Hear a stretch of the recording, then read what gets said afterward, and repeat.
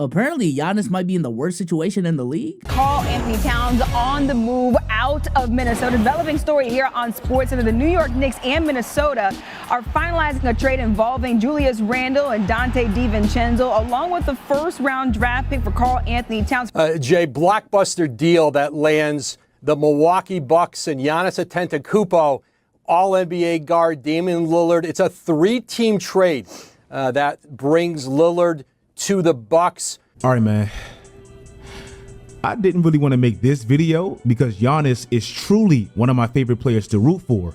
But I actually believe with the big news breaking on Friday night, people are somewhat missing the bigger picture. September 27th of this year, Friday night, we randomly got the breaking news that two championship contenders in their respective conferences are making a star-for-star trade, which is very abnormal.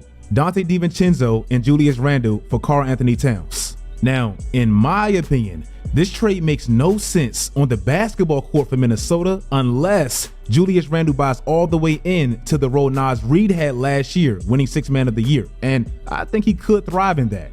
But this is going to sound harsh, but I feel like with this trade, Minnesota kind of threw in the towel just for this upcoming season at the very least. Like, I don't think anyone in Minnesota thought that move was going to make them an overall better basketball team. I think the underlying bottom line reason is for financial flexibility, but that's just kind of disappointing to see. I'm not going to lie. Financially, it makes perfect sense for both organizations. I know a lot of casual fans keep hearing this term apron, and specifically second apron, and it may not seem as significant to you as someone who probably just wants to enjoy the hoops, but it literally dictates the future of roster construction going forward with the new NBA, and I've talked about this multiple times. You see, there's a number for the second apron that teams are petrified to cross, especially if your team is not truly a championship contender. Why are teams so scared to cross it? Well, because it comes with these extremely harsh penalties that really puts a cap on how flexible said organization can really be. That's why you don't really cross it unless you know, oh, we can really win this thing. Hence why Paul George is now in Philly. Steve Ballmer knows this thing doesn't even really work, so is it even worth the penalties? Denver with KCP. He's in Orlando now because unfortunately, he's too expensive. Organizations know they sometimes can't afford these players, so they sacrifice current talent for overall flexibility for their future. Prior to Friday, September 27th, there were only 4 teams heading into this following season over the second apron. Which, in my opinion, was dumb for the Denver Nuggets to do. I ain't gonna lie. For them to be one of the few teams that have actually won in recent memory, for them to have found a formula that a lot of people thought was going to be something that will work for the next 4 to 5 years. I think Denver not paying KCP, not retaining Bruce Brown when they had the chance, I think those are big mistakes that will bite them in the ass in the next 2 to 3 years. I think the Denver Nuggets had a legitimate chance to be real deal championship contenders. I think it is dumb when you have the best player in the world in a lot of people's eyes for you to not truly maximize that championship window. When you are one of the few that have proven it, like Minnesota can still fall back on, we haven't won anything with the squad for real. Same thing with the LA Clippers. But Denver, come on, bro, what are we doing? Minnesota projected to pay this big three over $135 million. They were one of those teams. They gave Cat a 4-year salary of about $55 million annually, and it officially kicks in this year. They didn't want to pay that. So of course, even if the fit is funky for a year, they would welcome Julius Randle for a year of $30 million as opposed to paying Cat way over what he's probably even worth and facing those harsh penalties. They're not just thinking about next year, and is 22 years old. New York now, with the offseason they already had prior to Cat even joining and now getting Cat, they're the scariest team to Boston in my opinion. They match up almost as good as you possibly can.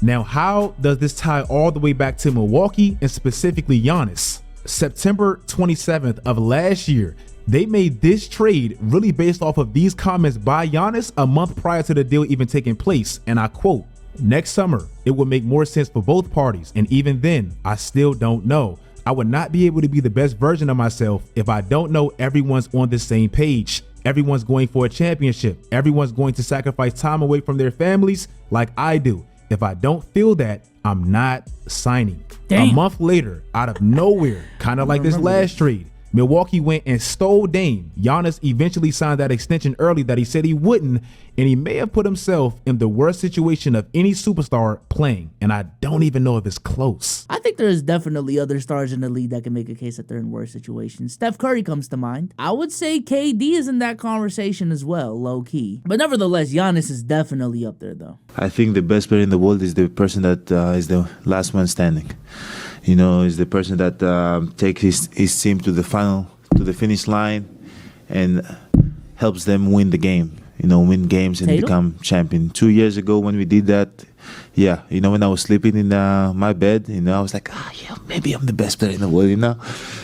But now, no. So that's how I view it. I believe that the best player in the world is Steph Curry. It's still the next player. According to Giannis, Jason Tatum's the best player in the world. Let that sink in. This man is never content with his career, even when he's succeeding. I remember even when he won his MVP, he said, don't call me an MVP until I win a championship. Even after he won his championship, he still insisted on not being labeled a champion until he did it again. The following season, they lost in 7 games to Boston without Chris Middleton, and most people still considered Giannis to be the best player on the planet. He still insisted, call Steph that, don't call me, I didn't win.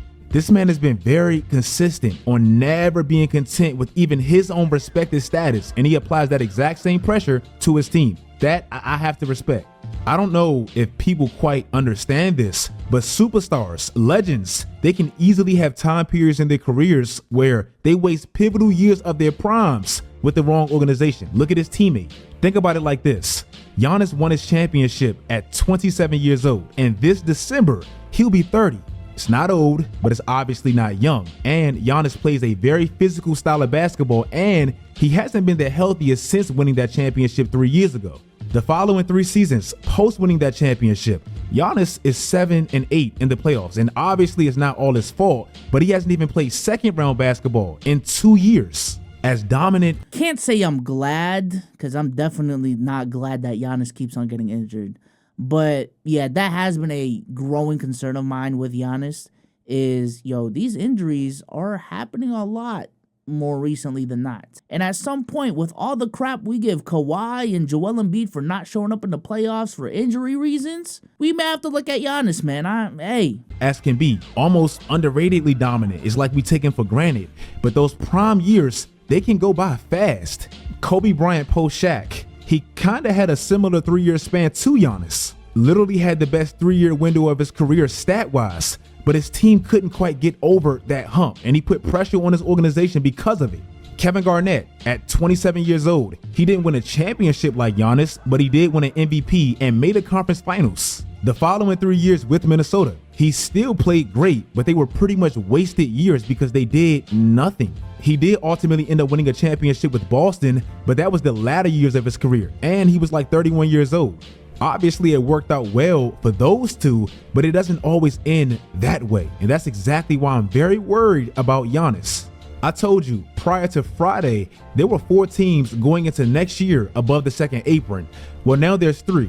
Phoenix, who most people laugh at for another failed KD super team, Boston, who just won an NBA championship, so it's justified, and Milwaukee. After Milwaukee made that trade for Dame, Giannis, he signed that extension that he was previously hesitant about. Now, he's going to be with Milwaukee under contract until at least 2027. But there's only one problem. The roster that initially sold Giannis isn't that good. They're old. They're very expensive. They have glaring holes. They put all their stock into a magical defensive liability 34-year-old point guard that really didn't even manifest into what they thought. Relax. I ain't gonna lie. We doing too much on Dame. Listen, I think last season was definitely an underwhelming season for Dame. And my bad if I'm reading Swish Out's tone here wrong, but to kind of revise that and say, man, the trade never made sense anyways. The trade made sense, man. I think one thing we really got to give these general managers slack more with is a lot of the things that they do are calculated risks at the end of the day. With every single move that a general manager has to make, from drafting prospects to choosing who the coach is to choosing who to build around and the pieces to build around, there's just always a probability of, okay, on paper this works, but there's a chance that X, Y, and Z thing happens and it just doesn't. There's a chance that injuries play a part in this. There's a chance that, hey, You built a good squad. They're just straight up getting outplayed by another great squad too. And it's not necessarily something that you did wrong as a franchise. It's just, gang, you getting outplayed. So going back to the Dame trade, I still think it made sense. I think, that team was getting a little bit too stagnant for everyone's liking. I think one of their biggest problems was half-court offense and offense in general. They were relying too much on Giannis, who in the playoffs, when the game slows down in the half court, isn't as effective as he is in the regular season, specifically going up against better defenses and all of the things that come with that. So when you bring in Dame, yes, you lose one of the best defenders, honestly, of all time at this point in Jrue Holiday, but the trade-off is you also get one of the greatest offensive point guards in league history who just came off of a crazy year. I just need to remind y'all exactly the year Dame was having prior to getting traded to Milwaukee.